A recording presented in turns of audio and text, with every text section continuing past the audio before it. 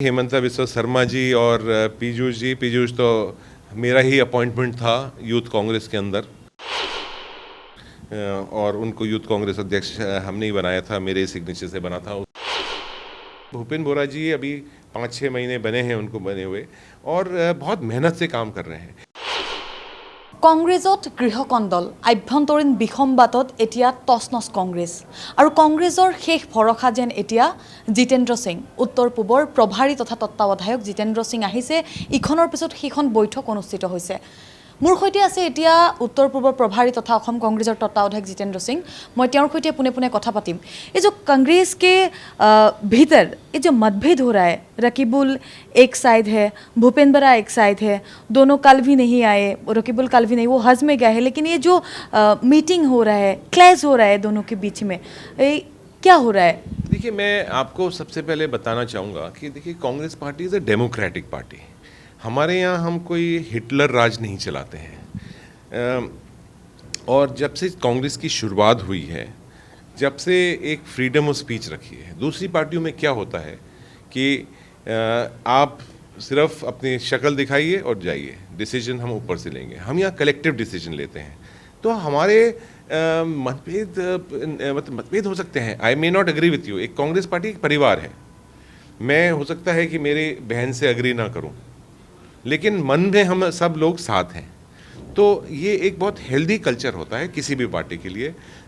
अब दूसरी भारतीय जनता पार्टी और जैसे इनका राज चलता है कि यहाँ कोई भी व्यक्ति कुछ बोल भी जाता है तो ईडी, इनकम टैक्स, सीबीआई सब पहुँच जाती हैं इनके लिए।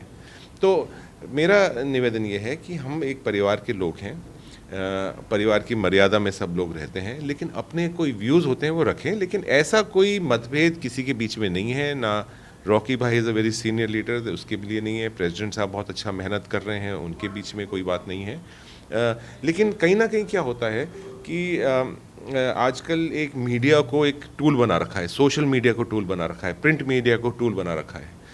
किसी के यहाँ कोई मीटिंग होती है तो उसको एक अलग रंग दे दिया जाता है कि ये हज पर जा रहे थे रॉकी भाई, तो सब लोग उनको विश करने गए उनके घर पर, लेकिन उसको चला दिया कि यहाँ एक कैंपेन चल रहा है भूपेन बोरा जी के खिलाफ। तो ये कहीं ना कहीं बहुत सारे आज दुख की बात यह है कि मीडिया, सोशल मीडिया एक तरह से जिस तरह से बिक गया है और जिस तरह से प्रेशर में आया हुआ है सरकार के में, तो उसकी वजह से जो डिक्टेशन सरकार देती है, जो रूलिंग पार्टी देती है, उसी तरह से आज की न्यूज़ की जो ब्रेकिंग न्यूज़ है वो ब्रेकिंग न्यूज़ चैनल नहीं लिखता है, जनता नहीं लिखती है, लेकिन राजनीतिक पार्टियां लिखती हैं।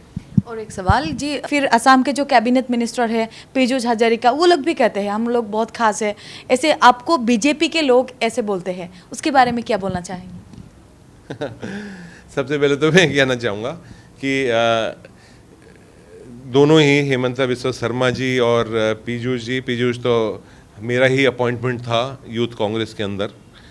और उनको यूथ कांग्रेस अध्यक्ष हमने ही बनाया था, मेरे सिग्नेचर से बना था। उसका जो पहला टिकट हुआ था वो भी मेरे सिग्नेचर से हमने उसका नोट भेजकर उसको उनको टिकट मिला था। He got elected also. काम भी उनने किया। ये एक कांग्रेस पार्टी के ही एक तरह से लोग थे, लेकिन इनने एक ऐसी सोच रखी, इनने अपना सेल्फ इंटरेस्ट पहले रखा कि मुझे और ज़्यादा ऊंचाइयों पर मैं मुख्यमंत्री बन जाऊं, मंत्री बन जाऊं। लेकिन जो पार्टी की रीति नीति, जो एक परिवार का मान और सम्मान है, उसको कहीं ना कहीं तोड़ते हुए, सेल्फ इंटरेस्ट को रखते हुए दूसरी पार्टी में गए।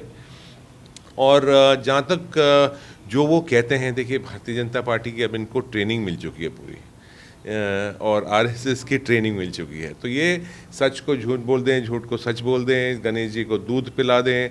तो जिस तरह का इनका एक आचरण रहता है, वो एक उसके ऊपर कोई भी विश्वास नहीं कर सकता। अगर ये लोग कह दें कि आज अभी 11 बजे हैं दिन में, तो ये कह दें कि धूप निकल रही है, तो मैं पहले इनके बात पर विश्वास नहीं करूँगा। मैं खिड़की खोल के देखूँगा कि धूप निकल रही है, गर्म, ये सन इज़ आउट और नॉट। तो ये इस तरह के लोग हैं। प्रेसिडेंट का 1 साल हो ही नहीं रहा है, तभी डिस्ट्रिक्ट का जो प्रेसिडेंट है, डिस्ट्रिक्ट का कांग्रेस का दल का तृणमूल कार्यकर्ता जो है, उन लोग के कहना है कि वो पैसे का लेन देन करते हैं। आपके सामने भी वो सब रखा है, कल मीटिंग भी हुआ था। क्या बोलना चाहेंगे? देखिए, मीटिंग ये देखिए बहुत सारी बातें क्या होती है कि बहुत सारी बातें जिस तरह से मैंने बताया सोशल मीडिया द्वारा चलाई जाती हैं। तो जो भी संगठन हमारे यहाँ एक बहुत अच्छा सिस्टम है कांग्रेस पार्टी के अंदर, मेंबरशिप होती है और खुले रूप से उसका चुनाव होता है। ये किसी भी राजनीतिक पार्टी के अंदर दुनिया में नहीं होगा जो आज कांग्रेस पार्टी करती है। यहाँ जो भी चुनाव होता है, आज हमारे राष्ट्रीय अध्यक्ष का चुनाव है, तो ये नहीं कि नॉमिनेटेड होकर कोई राष्ट्रीय अध्यक्ष बन जाएगा, उसका भी पूरा चुनाव होगा। तो हमारे यहाँ ट्रांसपेरेंट है। अब जो नहीं बनता है वो एलिगेशन लगाने के लिए तो आप किसी पर लगा दीजिए, तो कोई प्रमाण लाए सामने। आज तक मेरे पास कोई भी सिंगल कंप्लेंट नहीं आई है, तो मेरे पास किसी के भी खिलाफ नहीं आई कि किसी ने पैसे से कोई बनने चाह रहा है और ये कर रहा है। हमारे यहाँ तो एक सिस्टम ट्रांसपेरेंट है, उसी हिसाब से बनते हैं। अंतिम सवाल आपको, कांग्रेस के जो अभी का दल का जो स्थिति है, इसके बाद कांग्रेस को जनता के सामने जाने के लिए रिकवरी ब्लूप्रिंट कैसा तैयार किया है आप लोगों ने? जी, असम के साथ साथ ही लेकिन देश के अंदर जो आज स्थिति है वो ज़्यादा कांग्रेस पार्टी की ज़्यादा हम चुनाव नहीं जीत पाए, ज़्यादा मजबूत स्थिति नहीं है, ये बात बिल्कुल सही है। लेकिन क्या है कि जिस तरह का एक माहौल बनाया जाता है धर्म के ऊपर, बिरादरी के ऊपर, जात के ऊपर, आपने देखा है किस तरह से लोगों को डिवाइड किया जा रहा है और देशभक्ति के नाम पर जोड़ा जा रहा है। लेकिन जनता को एक नया नैरेटिव उनने दिया है, तोड़ने का नैरेटिव उनने सामने रखा है। इसीलिए चिंतन शिविर हमारा हुआ, 3 दिन एक्सटेंसिव डिस्कशंस हुए। उसके अंदर हमारे पूरे देश भर के जो सबसे सीनियर लोग हैं, यूथ के लोग हैं, सब लोग पूरे देश से आए, इकट्ठे हुए और उनने ये तय किया है। हमारा डिक्लेरेशन आपने देखा होगा, उसके अंदर यूथ एम्पावरमेंट की बात करी है, हमने इकोनॉमी की बात करी है, हमने उसके अंदर एग्रीकल्चर की बात करी है। किस तरह से आगे रोड मैप रहेगा उसको हमने दर्शाया है। और ऐसा ही चिंतन शिविर हम बहुत जल्दी असम में भी करेंगे और यहाँ भी बैठकर हम तय करेंगे कि किस तरह से हमें पार्टी को आगे बढ़ाना है। लेकिन अभी संगठन चुनाव के बाद हम ये करेंगे, क्योंकि कहीं ना कहीं आज जो एक माहौल पूरे प्रदेश के अंदर बनाया जा रहा है, उसके अंदर आप देख रहे हैं कि पूरा प्रदेश को बेच दिया गया है। अभी हाल ही के अंदर बराक वैली के अंदर एक चाय बागान को नष्ट कर एक वहाँ ग्रीनफील्ड एयरपोर्ट बनाया जा रहा है और वो चाय बागान के लोग प्रोटेस्ट नहीं कर पा रहे हैं। यहाँ से बड़े बड़े अफसर, स्पेशल डीजी और पूरी फोर्स वहाँ गई हुई है, फ्लैग मार्च कर रही है कि आप घर से मत निकलिए, बोलिए मत। आपने लोगों की जबान के ऊपर ताला लगा दिया है। तो इसका एक बहुत बड़ा रिजेंटमेंट हो रहा है। आज बड़ी बड़ी स्कीमें, बड़ी बड़ी फ्री में चीज़ें दे रहे हैं, ये फ्री में कुछ नहीं है। जनता की जेब से एक एक पैसा जा रहा है। हेमंता बिस्वा शर्मा अपनी जेब से 1 नया रुपया निकाल के नहीं दे रहा है जनता को, ये जनता का ही पैसा जा रहा है इनके पास। और जो कहीं ना कहीं पूरा एक प्रदेश को बेचने के लिए आसाम फॉर सेल हो चुका है।